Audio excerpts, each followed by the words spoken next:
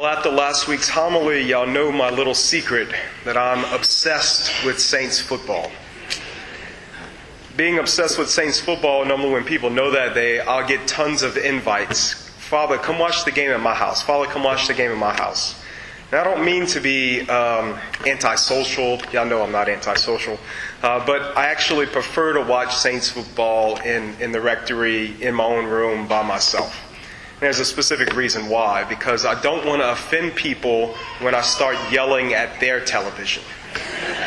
I feel like I can yell at my own television, kind of like a kid. You know, you can yell at your own kid, but you can't yell at other people's kids, right? I don't want to yell at other people's television. And it might be a little scandalous what I say during the Saints football game. I'm so obsessed with Saints football that, and y'all know the Saints, they play to their competition all the time. Whether they're playing a bad team or a good team, it's always a very interesting game, right? It is always packed with intensity. You can cut it with a knife. And when it gets very intense, I need to distract myself. I can't handle the intensity. I need to do something else. So I'll start mopping something or cleaning something or organizing something. Anything to distract me from what is actually going on. And that is a major theme in our gospel today, my brothers and sisters. Distractions that don't come from outside but come from inside. Seeking out distractions. Yesterday or last Sunday we heard Jesus proclaim that He is the Messiah. And then He followed it up by saying the Messiah will be handed over to men, suffer, die, and be resurrected, right? That is what He said.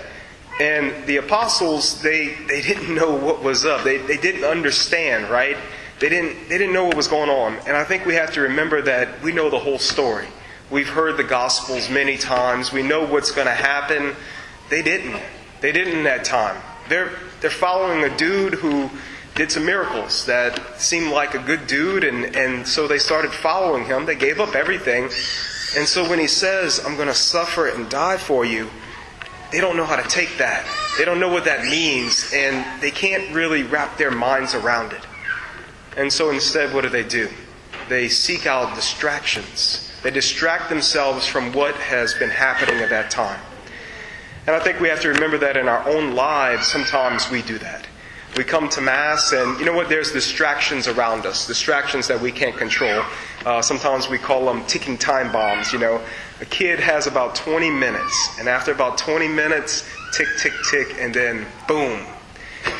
Those are distractions we can't control. And those are just the everyday living lives that we have, right? And that's okay. That's what God designed it to be. Because if we truly love Him, we're going to enter into those distractions. And we're going to put them aside and see that, you know what? My relationship with God is more important than one baby that's screaming in the congregation. That is the truth of what we have here. But sometimes, my brothers and sisters, we seek out distractions because we don't know what's going on or because we're looking for some kind of entertainment. Sometimes people don't understand what we do here at Mass, and that's fine. That's understandable, and probably that's because of us. Because we didn't form you in that way. The church didn't serve you the way it should have, right? You don't know why I wear green. You don't know why I do some of the things I do on the altar.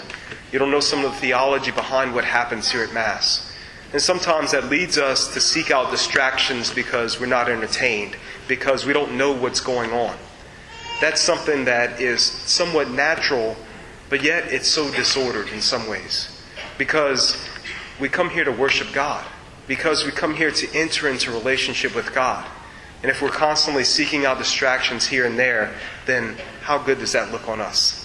If I gave this homily while texting on the phone, does that seem like I'm very interested in the homily that I'm given? We come here to enter into relationship with God. And God demands our full attention. And we know that because look at the distractions that the apostles entered into. It wasn't just, well, let's talk about this, let's talk about this.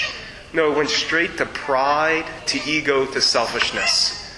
Who is the greatest among us? Who has the best? Let me make sure I don't forget to stroke my ego while this time. Our distractions serve us. They don't serve God.